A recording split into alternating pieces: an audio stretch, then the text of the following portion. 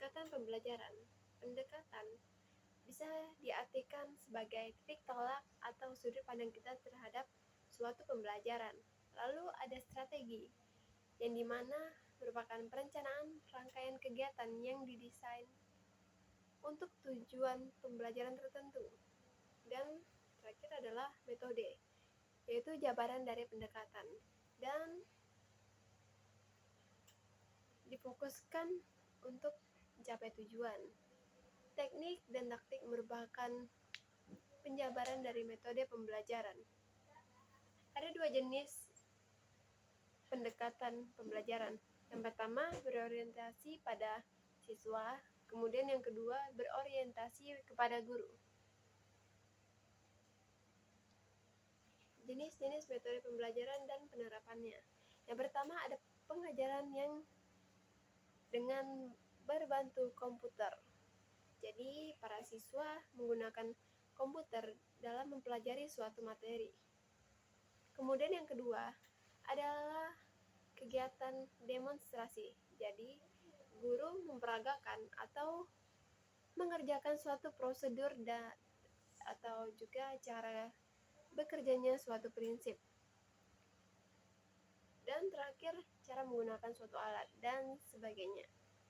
Dan yang ketiga, ada pembelajaran yang hendaknya siswa mengamati objek studi atau materi yang dipelajari dengan tujuan agar siswa mendapat gambaran dan pengertian yang jelas. Jadi siswa ini diminta untuk mengamati apa yang dijabarkan oleh guru tersebut. Lalu yang kelima adalah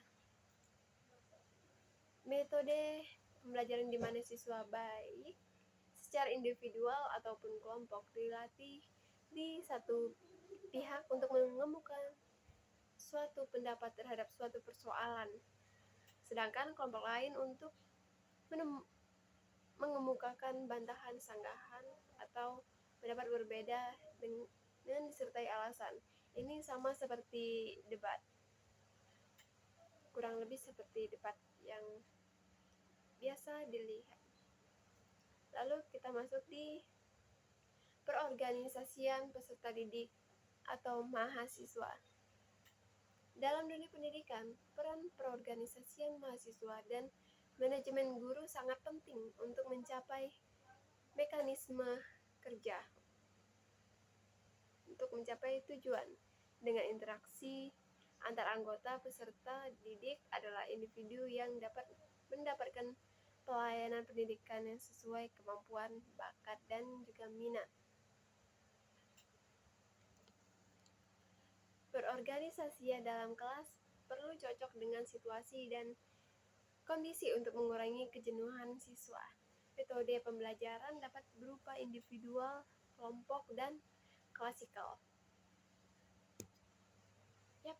Apa saja sih model pembelajaran yang sering kita jumpai?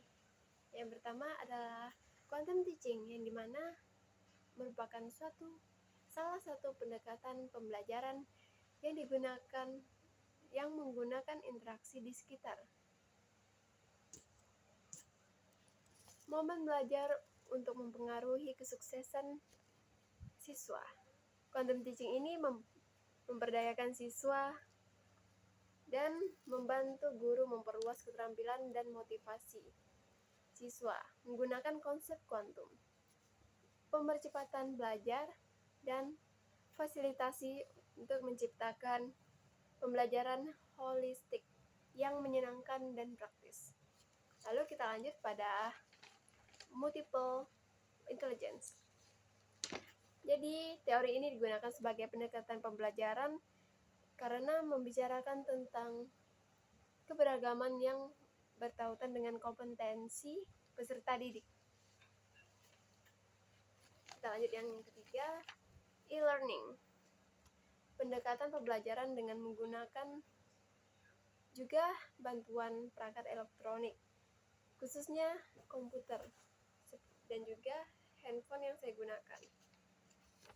Lalu pendekatan belajar aktif, ini mengedepankan partisipasi siswa seperti diskusi kelompok, diskusi kelas, lalu eksperimen dan juga demonstrasi untuk eksplorasi konsep baru. Lalu ada kontekstual yang menekankan keterlibatan penuh siswa dalam menemukan, menghubungkan, dan menerapkan materi. Lalu yang terakhir adalah belajar berbasis sekolah. Model ini adalah menjadikan masalah sebagai awal untuk, maksudnya menjadikan masalah yang ada di sekitar sebagai awal untuk mendapatkan pengetahuan yang baru. Sekian, terima kasih.